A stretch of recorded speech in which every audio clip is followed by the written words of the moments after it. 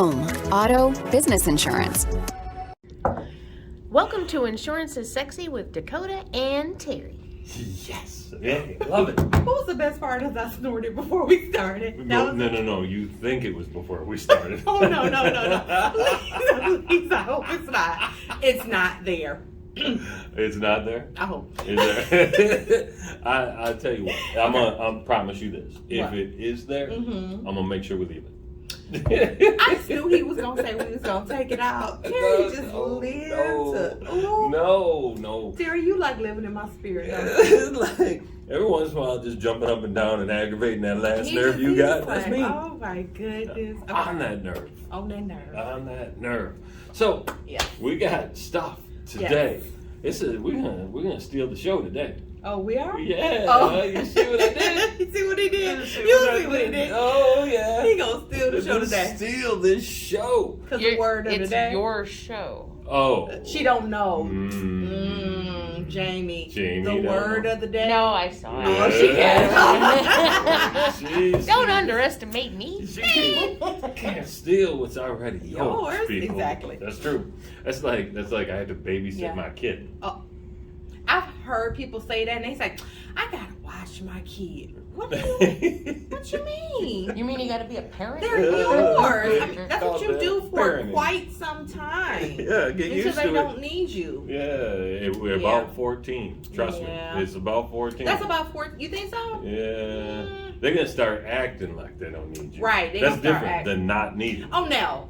Okay, so my kids are still growing up. They are very independent, but I literally told them this the other day. I said, my job as your parent is to make you as independent as possible so that when you are no longer dependent upon me, you can be individual humans in society and leave me alone. That was really the whole goal. I mean, the whole conversation was about leaving mommy alone. Yeah. You know, you ain't gotta visit me. I mean, you ain't gotta do all that. I mean, really, you and your kids don't gotta visit me, but, whatever. I was like, but no, I do think that, it's true. It's it. I like my kids being independent. Some people don't like that. They like that they kids being dependent upon them and they always taking care of them. I don't like taking care of nobody. So right. Like, man, I'm tired of taking care of me. I ain't trying to worry about I want taking somebody care to take care of me, let alone. That makes a ton of sense. I appreciate that. I appreciate that. So, stealing the show. Yes, that's what we're going to do today. We got it. We coming at it hard. We got the word of the day. Yes. It's a T word. Mm-hmm. I begged and pleaded for Terry. She would not let Terry be the word. No. It's not in the book. I was like, it's on the front page. I wrote my name in the damn book, people. No. It's in there. This is a good one. Didn't count. We actually come in oh, wait a minute. Wait. I didn't realize we was this close. That's one page, people. And it don't go to the end. We only got, you know what? We only got 3. UVW. Yeah, no X, no Y, no Z. Bless me. Bless you indeed. Thank you. Please be blessed. Yes. Yeah, so I guess this That's is it. We done. The show, 3 more shows, we done. That's it. That's it. We're never coming back. We're never coming back. We will strategize over these next 3 episodes and we will figure something out, people. Trust us. Hang in there with us. We won't leave you hanging. We won't leave you hanging. We need you to have some more sexy in your life. Yes. And that's what we're here for. Yes. All right, so word of the day. Yep. Hit them with that T word. The T word is theft. Ooh, that's a joke stealing the show. He's something else, man. These dad jokes. Theft. In crime insurance, a broad term encompassing any unlawful taking of property, including burglary and robbery. I like that part because most people think that burglary and robbery are the same. They are not. They are not the same. I went and got facts. You got facts. All right. See that. This theft. Theft is knowingly taking another's property without their knowledge or using false pretenses to obtain it. So that's theft. So Jamie got a little drink over here, and I take Jamie's drink, I drink it all, throw it in the garbage. I stole that drink. I just stole it. Now, I'm going to read burglary. Burglary is entering or accessing a property without the owner's permission. Entry could be gained by simply opening the door that was left unlocked. It may or may not include stealing property and or causing vandalism at that property. Now, if I go to her office. They got a door that's shut. And I go in that office, open that door, and I see Jamie drink on that counter now, and I take it. Then I leave her office and drink it then. That's burglary. I broke in this lady's office and took her drink. That's burglary. That's taking it up a notch. That is shooting up a whole You don't nother even notch. have to take my drink. I don't think for it to qualify as burglary. Don't you just have to break in? I would, yeah, it Maybe. does not. No. Yeah, It you says don't that. have to even take It says something. it may or may not including. You just entering access of a property that is not yours. You are not supposed to be there. You don't have permission. Whether it's left unlocked or you broke into the lock, that's burglary. That what constitutes burglary. You having access, you entering a property that you don't have permission to. That's burglary. That's burglary. Okay, just being in there and walking around and doing weird stuff. Yeah. Messing with their cat food. Yes. Okay. That's what they cat food. Do you watch Ozarks? Oh, yeah. So that lady, did you see last season when the mama went to their old house? That was burglary. That was burglary. This crazy lady That's enter her old home, so new people live there. She just started doing crazy stuff like making up the kid's bed. She put a little dye in the milk. Then she turned the picture upside down. She was messing. And then she left something to open up on the counter. And then she left the key to the house right on their little hutch. Because that's how she got in. The key to the house, she just used the key and walk in. She burglarized them people. She did. New season, the rest of season 4 coming out next week, the 27th. Ooh. Oh, and by next week, for you, I mean last week, because I know when this show's coming out. It ain't before I tell that. you, Terry will plug some stuff. We gonna have to start getting some sponsors, Terry. I'm a promoter. It's Terry, what I do. You gonna have to get somebody to promote us. I'm a promoter. So let's. I want to put the finishing head on this. Yeah. Robbery Yes. is burglary with a weapon. Ooh. Right? You gotta have some sort of Yeah. device, right? Could be a hammer, more likely a gun, maybe a knife. Good knife, hammer, But that's robbery. Candlestick, lead Candle- pipe.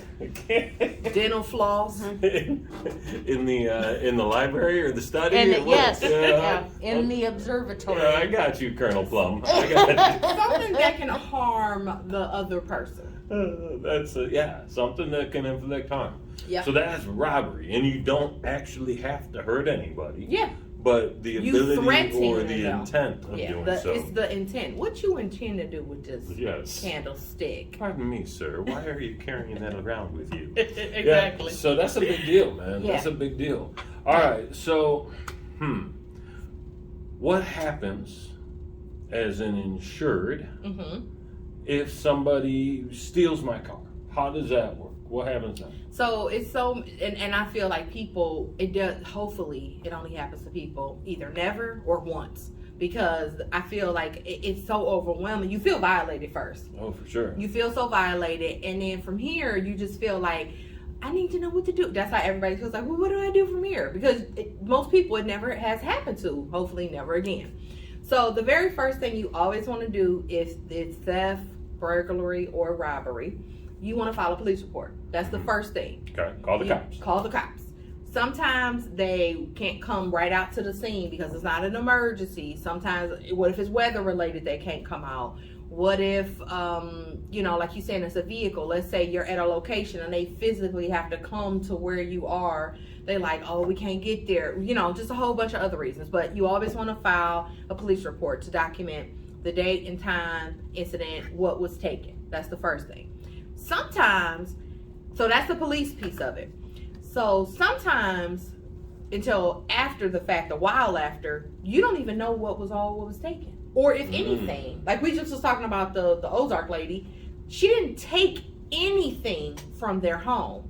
So in that particular case, you don't know, you don't know what you don't know. So sometimes you have to take inventory of what's there, what actually is left behind versus what was taken. So that's some of what does the insurer have to do. Like, what's on you? You have to take inventory of yourself. Obviously, if it's one big thing, a car, okay, they took my car. But what about everything in your car? Right. Oh, man.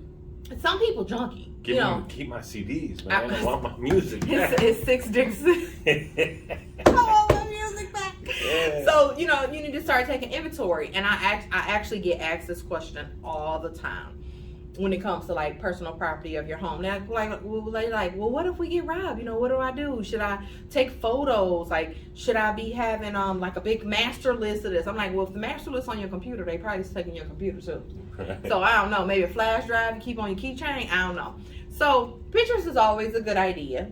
You know, just having a visual of what was there, and actually having a photo of something versus what was there. Where was it? You know what I'm saying? Like, where was it in the home or something like that? Receipts. That's something you always want to do. Me, I try to keep all my receipts actually electronically. My daughter say I'm the queen of receipts. Really?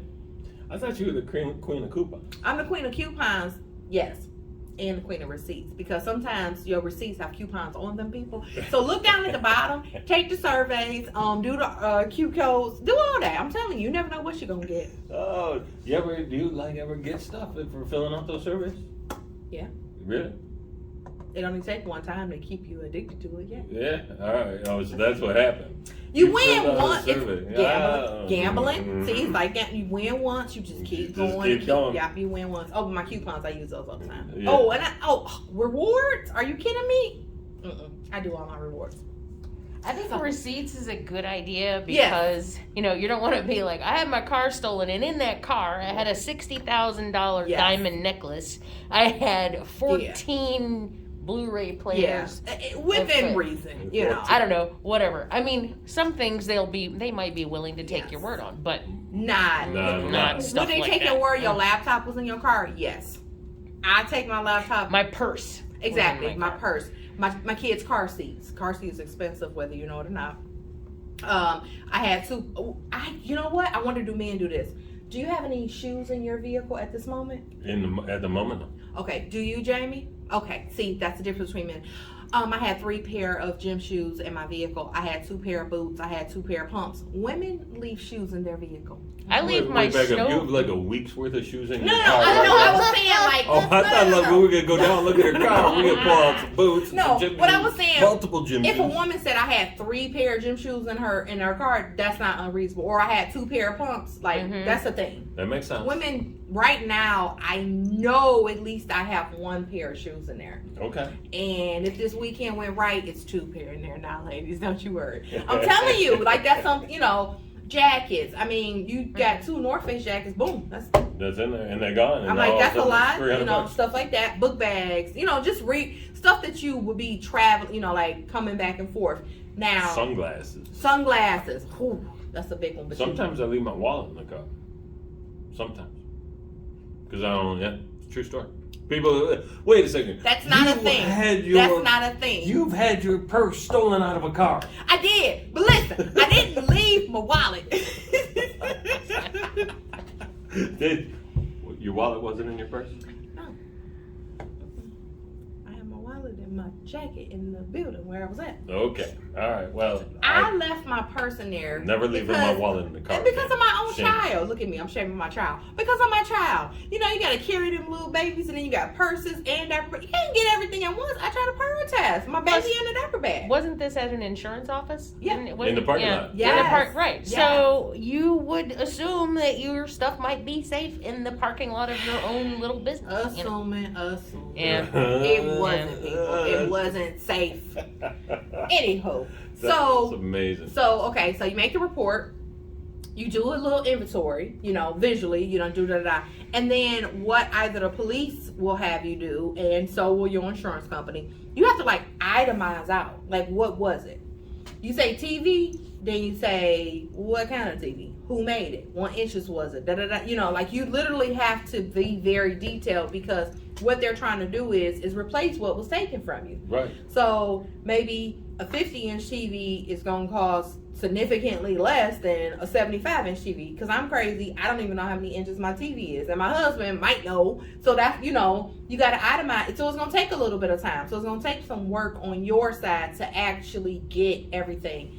And my daughter has a really bad habit of this. She leaves, I'm going to say it properly, jewelry laying around all our house, like any kind. Rings, earrings, bracelets, watch, everything. It's every single wear all over our house. So that little burglar, he coming in, he like, good, I ain't gotta go look for nothing, you know. She make it easy. Right, she Just making more it, breadcrumbs. right, she just making it easy for me. So, you know, you don't necessarily know, like I said, everything that was taken without doing the inventory. So that's the proper thing. And then the next step from there is after you know what's gone, is now it's time to replace those things. But you might be replacing, if it's your home, your property, you're thinking about new locks. That's part of it. First part of it is if someone enters your home, change your locks. Yeah. Change your passcode on your alarm system. Maybe, because sometimes, like, people, I feel like, they be like, I don't even know how they got in here. Change your alarm code. Change your locks. Check the window locks, because sometimes you might have left the window thing on. You know, just kind of like go back through, like, how could this have, you know, like, how could they have entered? Sometimes it's easy to know how somebody entered your home. Sometimes Yeah, they broke your door. And, right. You know. Stuff like you're that. replacing the door. Exactly. You would get a new door if they came through your garage. Change your garage code. You know, stuff like that. You want to do little, because you might not even think that. Like, why would I need to change my garage code? Trust me. Somebody invaded your home. Change your garage code. Stuff like that. Take the keys. Like, you know how you leave little keys outside. Don't forget to remove those because you done changed the new locks. Stuff like that. So that's something for you, like your own personal safety, your own peace of mind. Like, okay, I need to get back to normal. Because this is very unnerving. I couldn't imagine that happening to me. I don't even know. You used the word violation earlier. Yeah. And it's such a violation of privacy. Just knowing somebody was in there messing around in your car or in your house. That's just like, hey, I didn't invite you in. I can't believe you saw all this dirty laundry I still have. Like, I just can't believe that you was in here, and like when I had these 17 loaves right here, and you just like walking over every single little piece of my 17 loaves. I can't. That's why I don't let people load from my house, Terry. Didn't even do one of the loads while you were in there, man. You're gonna be in there. Hook it up. They saw clothes in the washer, didn't even put them in the dryer. Like, oh my goodness. Fold these towels. Please. For the love of Pete. So, yeah. So then, earn your keep. He told the robbers to earn their keep. So then, after that, now comes, we about to start replacing our stuff. Okay. This can be the taxing part to people, because they like, why do I have to replace something in order to get back like a certain amount of money? Some stuff is automatic. It's like they're gonna automatically give you like little bitty increments of what needs to be replaced, and then if you need more, like it's called a supplement. If you need a supplement payment for that item, they'll give you more. So let's say the TV example, they give you initially $1,200. So you go to the same store, you're like, oh, I go to the same store, buy the same TV. The television has went up $250.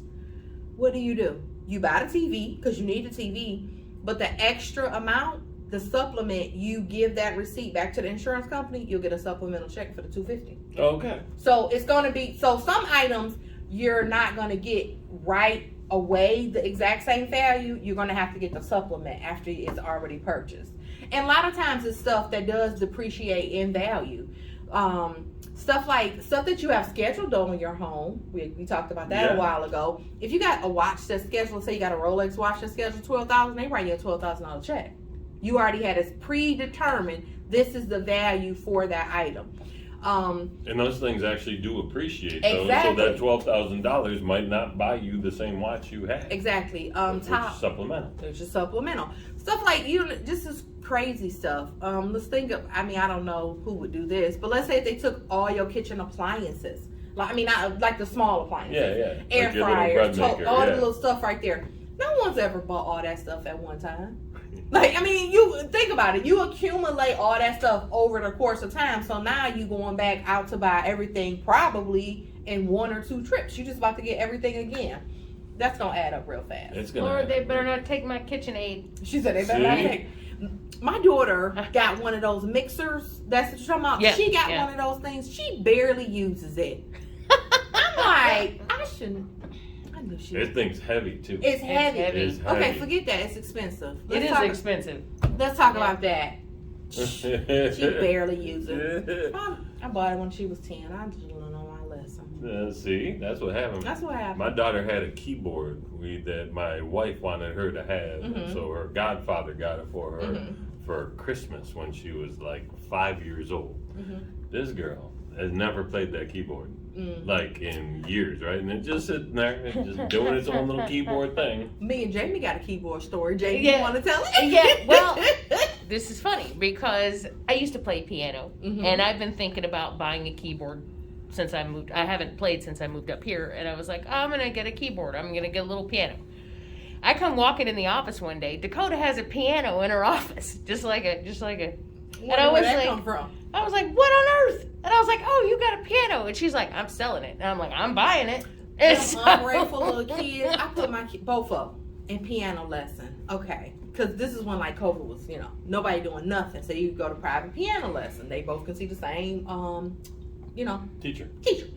So they do that. Okay. Guess what? They get one chance to be free. You think they didn't touch that piano. Ooh, baby. Sold it. It was just taking up space in my like I had a little perfect little practice area, little nice little bench, little nice little bought all this little new stuff for them. Trying to get them some culture. You know what I'm saying? Culture. Nope. Not and I sold that mug. I was just playing it the other night. And guess you love it? Yeah, I do. Yeah, it's really awesome. Nice. It's really. I was happy she was like, "Are you sure?" I'm like, yeah. Yes, please. Yes, please. And guess what's in that place now? Shoes. So I put shoes there. No worries. And boots and pumps and workout shoes. And actually, it is my area. Like when I first come in the house, I put everything right there. So I was happy to get rid of it. So it's no longer the catch-all piano. Right. Now it's just catch-all space. Yeah, now I do that. All right. So just to wrap that up, it's going to be some work on your end after the violation, and hopefully you can get back whole to where you are. Hopefully the adjuster you working with along with your agency, they can help you kind of go through things. And sometimes your items actually get recovered. That's another reason you want to report it to the police. Sometimes your items actually get recovered depending upon what it is. Everything now either got a serial number, GPS, everything has some way to be tracked, or if it's being sold.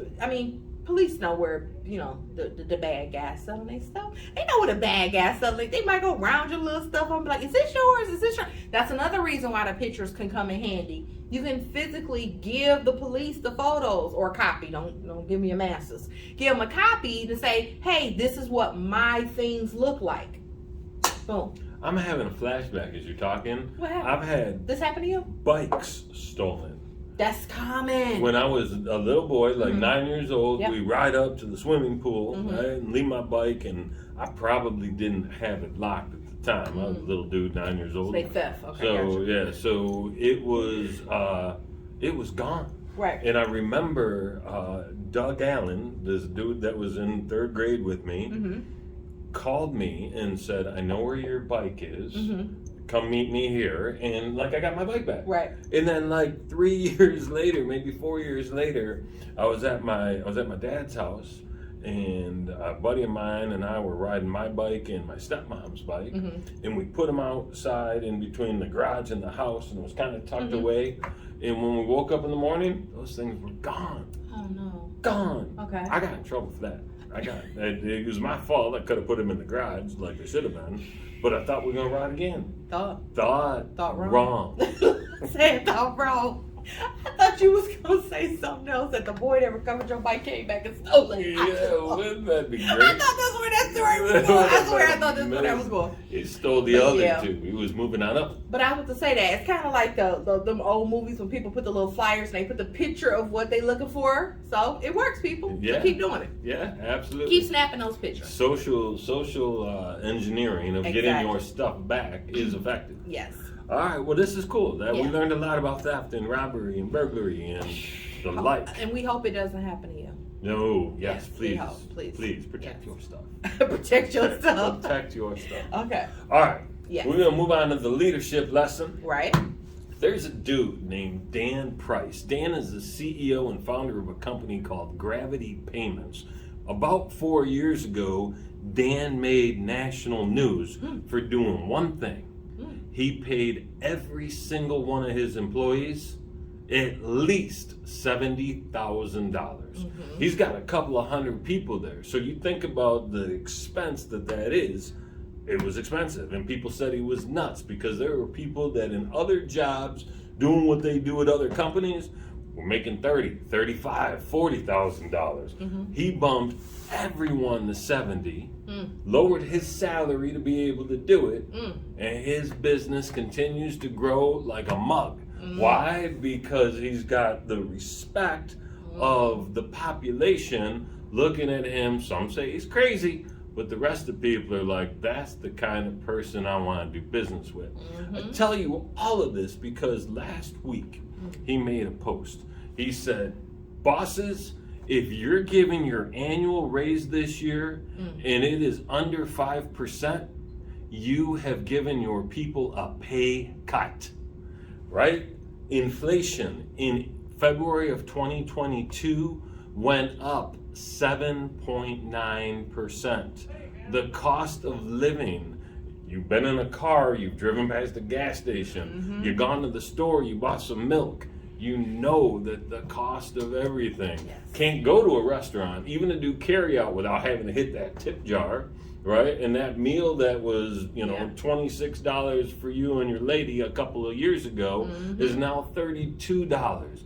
And I'm not mad at people for trying to save their business. I don't think restaurants are gouging us. That's what they're trying to do. Oil companies might be gouging us. That's a whole different conversation. Next show, people. Next show.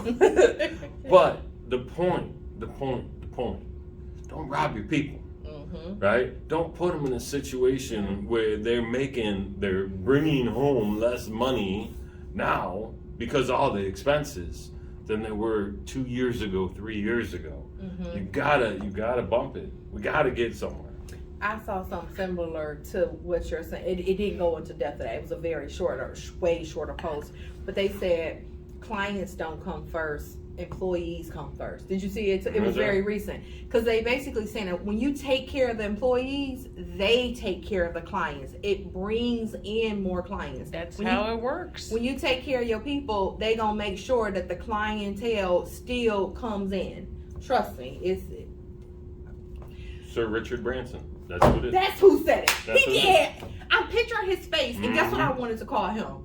I wanted to call him. What's the name of his airline? Virgin. I wanted to call him Virgin, and I knew that wasn't his name, and I didn't want to say it wrong. Right. And I was like, I'm just not gonna say it. I'm gonna just paraphrase what it said. Thank you, Terry. He must be watching the same thing. Yeah, I got you, girl.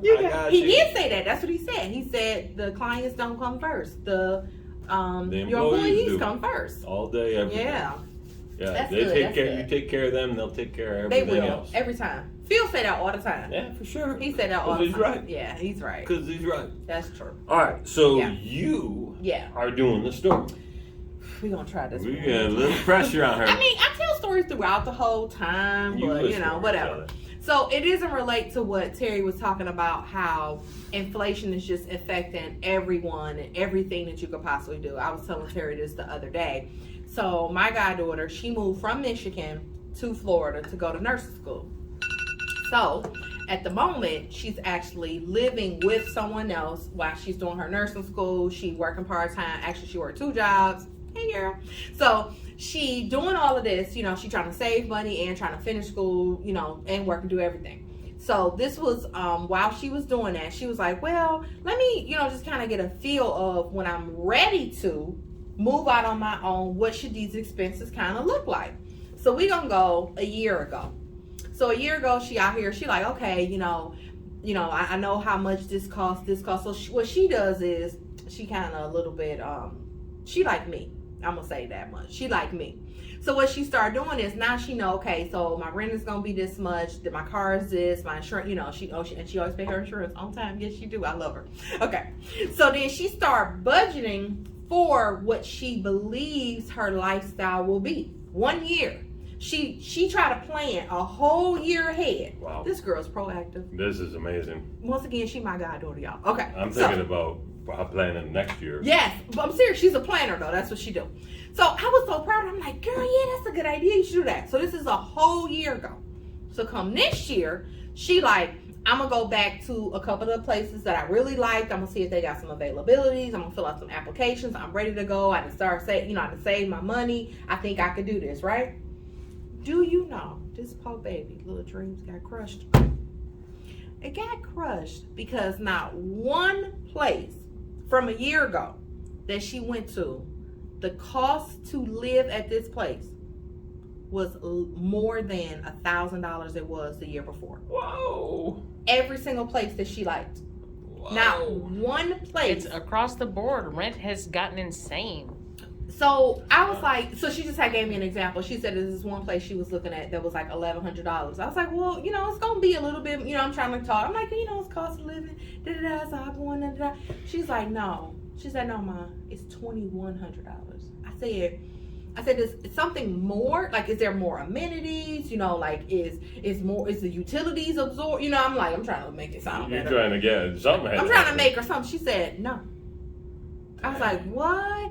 So now she back to square one. Aww. She still, mind you, it's not like she had to do it. She was just trying to prepare herself for like what the expectation of what it would like when she gets out of school, like how much everything. So she's still saving people. That's what I'm telling you. So she's still saving based upon the inflation and everything. She can't live on her own. She still got to keep working the same 2 part-time jobs. She's still trying to finish school and get done, but that's the reality of things. Like, you have to make some concessions like somewhere and just, I guess, figure it out. And sometimes, in her particular case, you're going to go without.